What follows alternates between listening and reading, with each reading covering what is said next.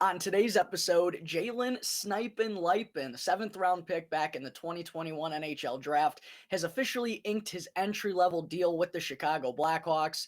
I'll also get into the Hawks adding Derek Plante as their third and final assistant coach for this upcoming season. And then to wrap things up, I will unveil which player comes in at number 9 on my top 10 prospects list. All that and plenty more right here on Locked On Blackhawks.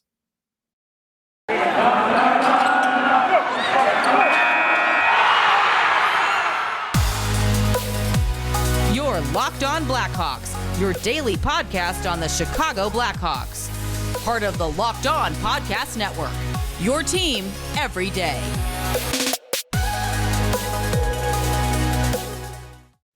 Welcome to the Locked On Blackhawks podcast, your daily podcast on the Chicago Blackhawks. Today is Wednesday, August 3rd. I'm your host, Jack Bushman. You can find me out on Twitter at JackBushman2, or you can also go and check out my Strictly Blackhawks account at Talkin' Hockey for all the latest Blackhawks news and updates. I also got to remind you all that today's episode is sponsored by BetOnline, which is both the fastest and the easiest way to bet on all your favorite sports and Vegas casino games here in 2022. BetOnline, where the game begins. And if you're listening to the audio version of today's episode and you like what you're hearing, then please be sure to go and show some support. First, by following the podcast, which will only take a quick couple of seconds, literally just a quick click of the button will be helping me out tremendously. Be sure to go and rate the show with 5 stars if you like what you're hearing today as well. And if you're tuning in through Apple Podcasts or through Spotify, then feel free to go and leave me a review. I always greatly appreciate getting some feedback from all you wonderful listeners out there. And the best part is that it's 100% for free wherever you may be listening to your podcast. Whether that be through Apple Podcasts, Odyssey, Spotify, etc. It's all 100% for free. And if you go and follow the show right now, then you'll be able to get the latest episode as soon as it comes out each day. And if you're not already watching the video version of today's episode, then you got to be sure to go and check out Locked On Blackhawks on YouTube, because every episode moving forward is going to have a video attached to it as well. So if you haven't done so yet, pretty please go and subscribe to Locked On Blackhawks on YouTube. I would greatly appreciate it, folks. The numbers have really been starting to take off here in the past month or so. I greatly appreciate all the support that I've gotten so far. And if you're one of the people who hasn't subscribed to Locked On Blackhawks on YouTube, please go and take the 2 seconds to do so. It would seriously mean the world to me. And last, go and turn on those push notifications. Go and ring the bell so that way you can get notified when the episode gets uploaded to YouTube each and every day. All right, enough of that. Good afternoon, everyone. Good morning, I guess I should say. It's still, 9:30 here in the Chicagoland area. Thank you all, though, for joining me for another episode of Locked On Blackhawks, your one-stop shop for all things Chicago Blackhawks. And thank you all for making the show your first listen here to start off your day.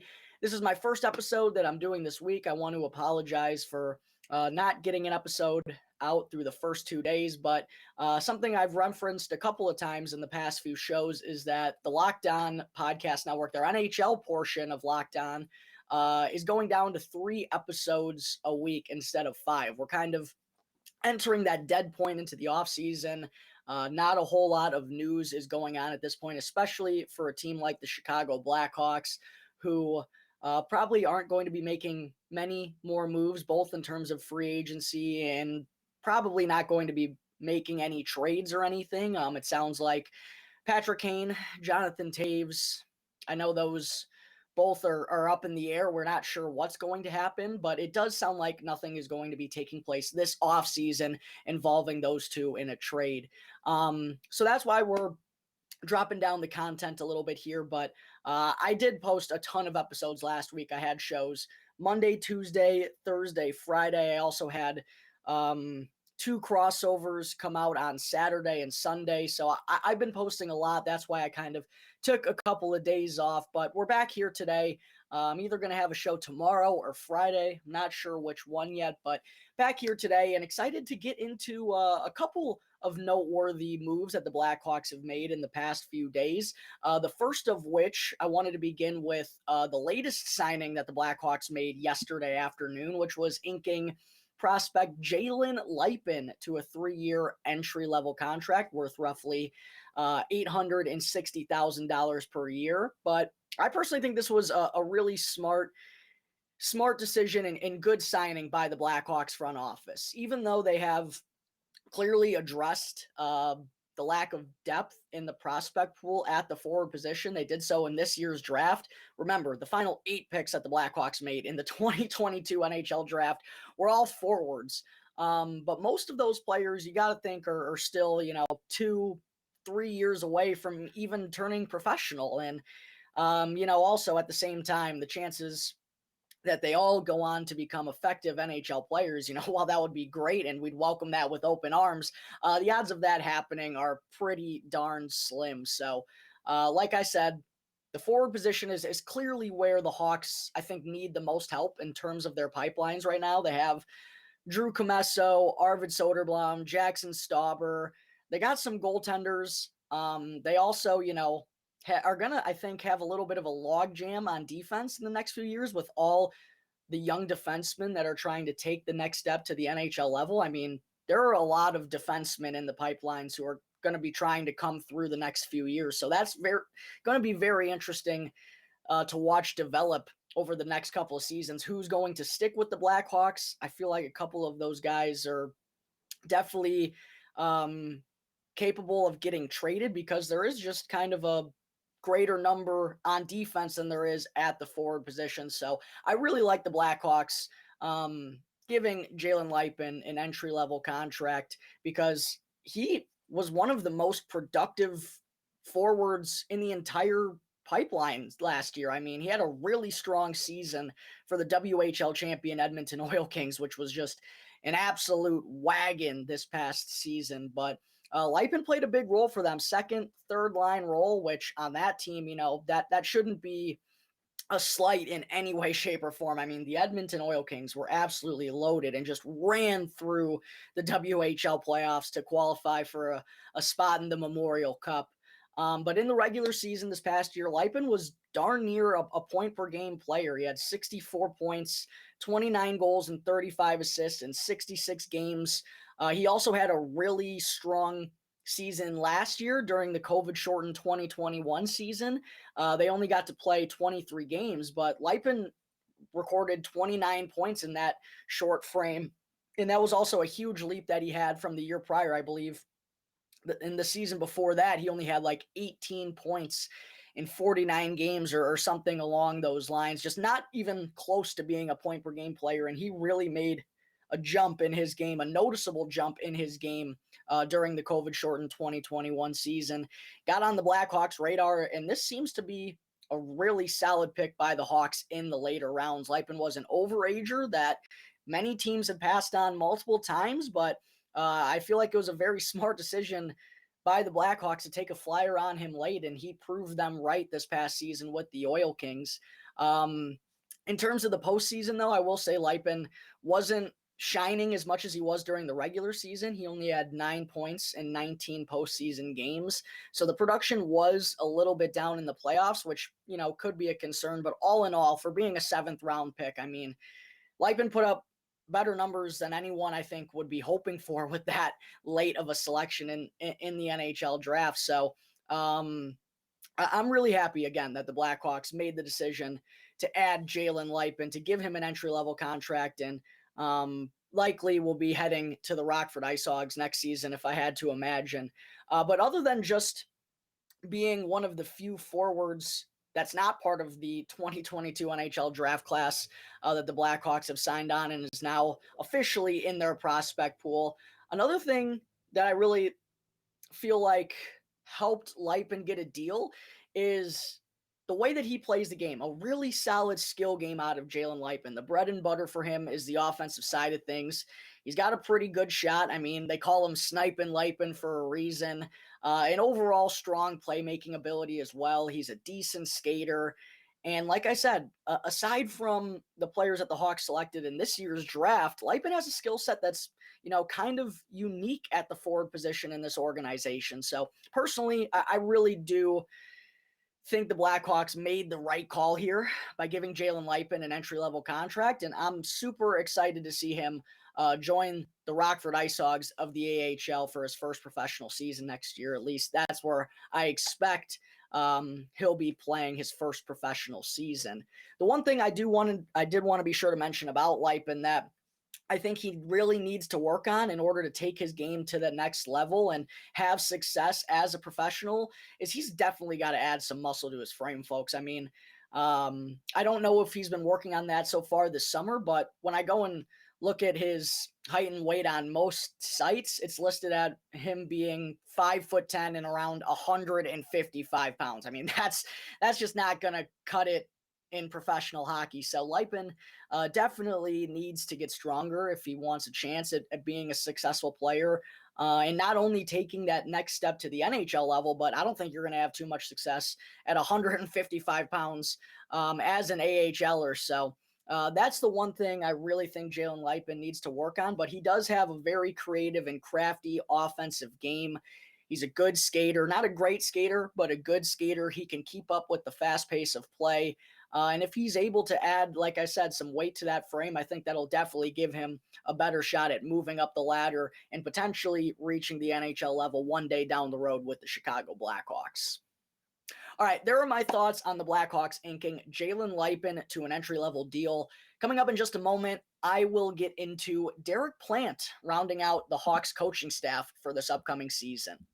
But first, I need to talk to you all about BetOnline. It's that time of the year again, folks, as baseball season has officially taken over for the summer, and BetOnline has way more odds and info, from game scores, totals, player performance props, to who the next fired manager is going to be. Regardless of what you want to bet on, BetOnline remains the number one spot for all sports betting here in 2022. And it's not just baseball. From golf, esports, boxing, and UFC, right to your favorite Vegas casino games, do not wait to take advantage of all the amazing offers available for the 2022 season. And don't forget, folks, football season is right around the corner. And if you want to place some future bets, BetOnline is the perfect place to do so. BetOnline is both the fastest and the easiest way to bet on all your favorite sports and Vegas casino games. BetOnline, where the game begins. All right, we're back here on the Locked On Blackhawks podcast. Getting into segment 2 now today. First, I am going to take a quick sip of coffee because my mouth is a little parched. I didn't mention this earlier. This was something I wanted to do. I didn't really have anything off the top of my head that I wanted to ask you listeners to go and comment down below in the comment section. So I wanted to ask you, how do you drink your coffee? I want to hear it. Don't want to say I'm new to coffee. I've been kind of drinking coffee for about 2 years now, but I want to hear outside opinions. I'm basically, I'm as basic as it comes. I'm drinking iced coffee and caramel right now, like literally as basic as it comes. So give me some coffee recommendations. Tell me what you drink down below, what you like, and all that good stuff. Like I said, I'm really getting into coffee now. I basically need it at this point. So go and comment down below how you drink your coffee. All right. Getting into segment 2 now today, I also wanted to talk about some of the other recent news for the Blackhawks in the past few days, which was them adding Derek Plante as the third and final assistant coach to Luke Richardson's staff for the upcoming season. We know that Derek King has already been brought back. Kevin Dean was brought in from the Boston Bruins organization, and now Derek Plante will officially be rounding out the group. And I know a lot of Blackhawks fans don't really know a lot about Plante, even though he was here as a development coach from 2015 to 2020, 5 years. But I'm going to get into a little bit of his background on the show here today, just to provide all you listeners with some more insight on the Hawks' new assistant coach. First, Plante actually started out his, he played junior hockey, but then he played at the college level for the University of Minnesota Duluth and actually had one heck of a college career. He was a former captain for the UMD Bulldogs, and he also put up the second most points in a season in Bulldog history with 92 as a senior, went on to be named a Hobie Baker finalist, a first-team All-American, and USA Male Athlete of the Year. Male Hockey Athlete of the Year, I should say. So a pretty strong collegiate career for Derek Plante, and that led to him being drafted by the Buffalo Sabres in the 8th round way back in 1989. Plante went on to play in 450 NHL games in his career, spanning about 8, 9, 10 seasons. Also went to play overseas for a few years, spent some time in the AHL level as well. He actually played part of one season with the Chicago Blackhawks back in 1999-2000. I think he played in 27 games or something like that. So a pretty small stint in Chicago for Plante during his NHL career. After he retired, he went back to his alma mater in 2010 to take on a new role. This time, he was starting off his career from behind the bench. He joined UMD as an assistant coach back in 2010. And funny enough, Derek Plante's, a lot of his career has been spent with the University of Minnesota Duluth and the Chicago Blackhawks. And in fact, since he hung up the skates, he's only been part of those two teams. First, like I said, after he hung up the skates, he decided to join the University of Minnesota Duluth as an assistant coach, spent 5 years there from 2010 to 2015. And then he joined on with the Blackhawks in 2015 as a player development coach. As I already mentioned, he spent 5 seasons there, which I don't think a lot of fans really knew. But yes, Derek Plante was here from 2015 to 2020. But then he parted ways with the Blackhawks in the spring of 2020 and decided to go back to his alma mater once again, this time as an associate coach. Helped UMD this past season. He was also the head coach for the United States at the U18 Hlinka Memorial Tournament over in Europe, which was held in Slovakia and the Czech Republic. He coached Team USA to a 3rd place finish there. He's also been coaching for the United States on a couple of different occasions at that same tournament the year prior, I want to say. So a pretty good chunk of experience in the last decade as a coach for Derek Plante. I do think it was interesting, though, that the Blackhawks decided to bring him back, but in a different role. And, you know, given how they did that and also the Blackhawks' lack of development during that time. I mean, from 2015 to 2020, who did the Blackhawks develop other than Alex DeBrincat? Like, the list is pretty thin there. But I think by bringing back Plante, it tells you they respect his mindset and his experience around hockey and how he's able to coach people. I just feel like they knew that bringing him back as a development coach probably wasn't the best role for him. I feel like that's a pretty likely situation. Again, I don't know that to be true, but given how the Blackhawks decided to bring him back, even though, like I said, development is something that Kyle Davidson has harped on, that the team needs to do better if they want to, you know, go through this rebuild successfully. They understand they have to develop players better down in Rockford. So by not bringing back Derek Plante in that same role, I think that's telling what they think of him as a person, and maybe that job just wasn't an ideal fit for him. But like I said, some good experience for Derek Plante as a coach over the past decade. So I am interested to see how he's going to fare now that he's back with the Blackhawks in a different role.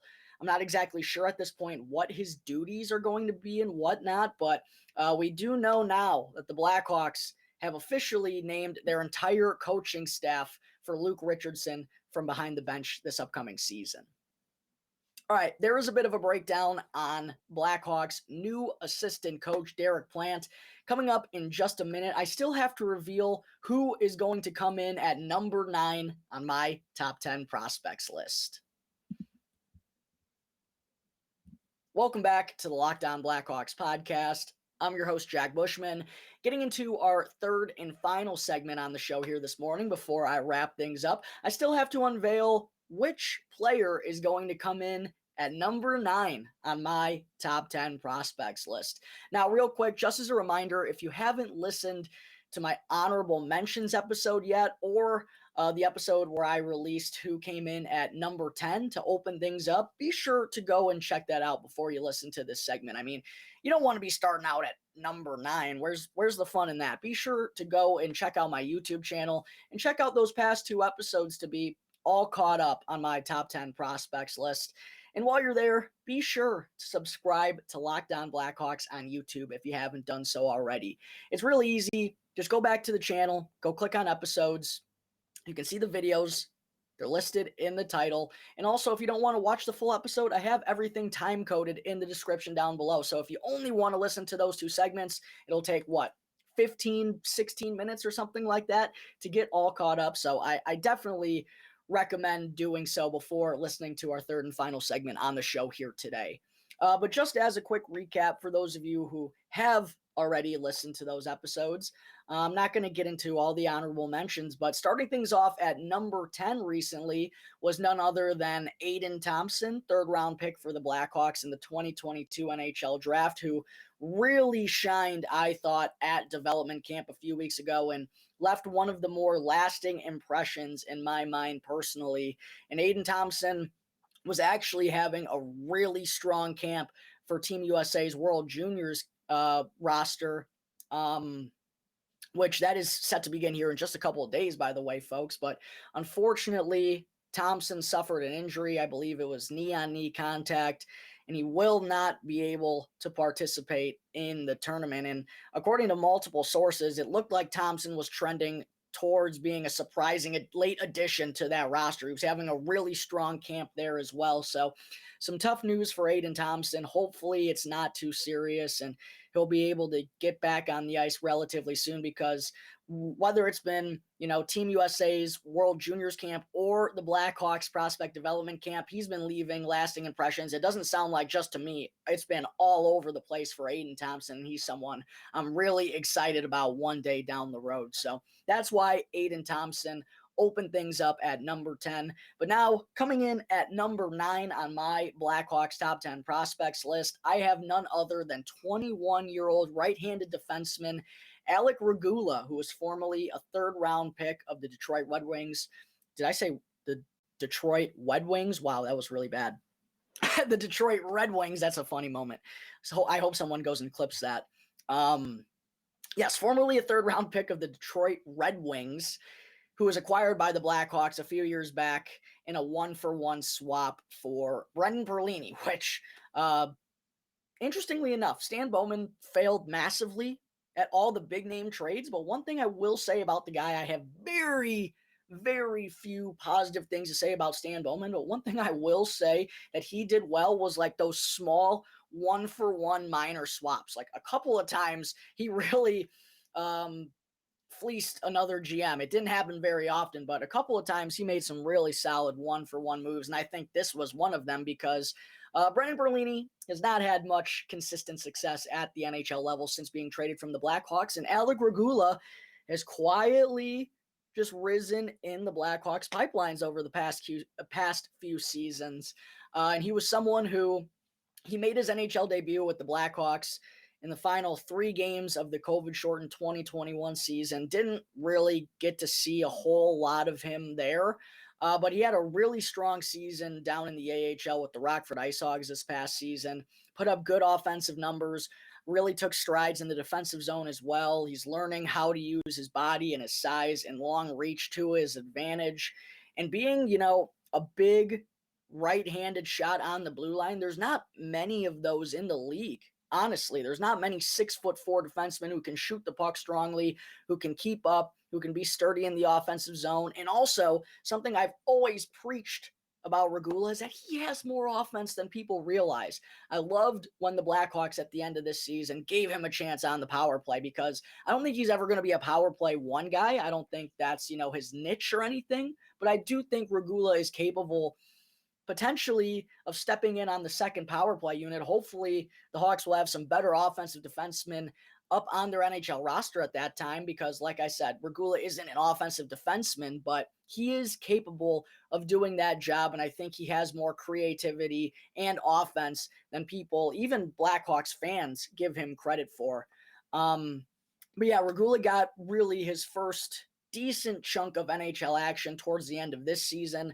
Wound up playing 15 NHL games with the Blackhawks this year, but really left a strong impression on my mind as well.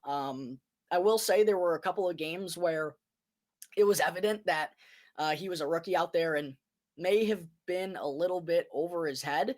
But I think what stood out to me the most was how Regula was able to overcome that adversity. Whenever he had a bad game, I feel like the next night he really responded well in a big way and almost learned from his mistakes on the fly. That was really impressive to me. And the Blackhawks coaching staff, Derek King, noticed that as well, that Regula was just getting more and more comfortable as the game started to rack up. And actually, in his final few games, he was getting up there to 18, 19, 20 minutes of ice time per night as a 21-year-old. And that was really impressive to me. Regula really held his own and didn't shy away from anything. There were nights where he looked nervous and looked shoddy, but they were never consistent. There were never 2 or 3 or 4 bad games in a row. Now, I know he only got 15 games worth of action, but his ability to bounce back from one night to the other, that resiliency really stood out to me. And he played a sturdy game. He didn't, try to do anything too fancy, but he kept it simple. Good first passes out of the D zone, rubbing players off along the boards, not making any key mistakes. And he also chipped in for his first NHL goal along the way as well. So I was really happy with what I saw out of Alec Regula in that short frame of action towards the end of the season for the Blackhawks this past year. But I'm really excited to see where he's going to be. And he should be one of the few defensemen competing for that final NHL roster spot. There's going to be looking like 2 spots open, the 6th and 7th defenseman for the Blackhawks this year. We know their 5 are locked up. McCabe, Seth Jones, Connor Murphy, Caleb Jones should be getting a deal here sometime soon. And then Riley Stillman is still there as well. But I really think it's going to come down to Alex Vlasic, Alec Regula, and Ian Mitchell.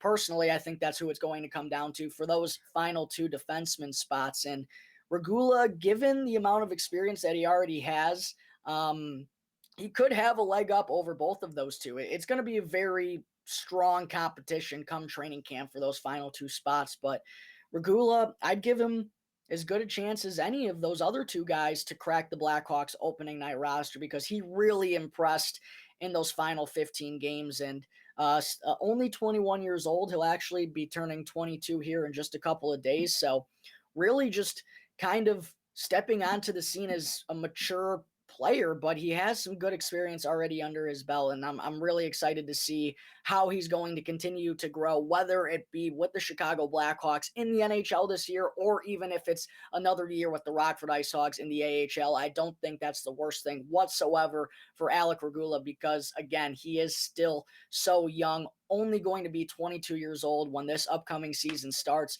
and I'm very excited about how he's going to continue to grow regardless of what level he's playing at.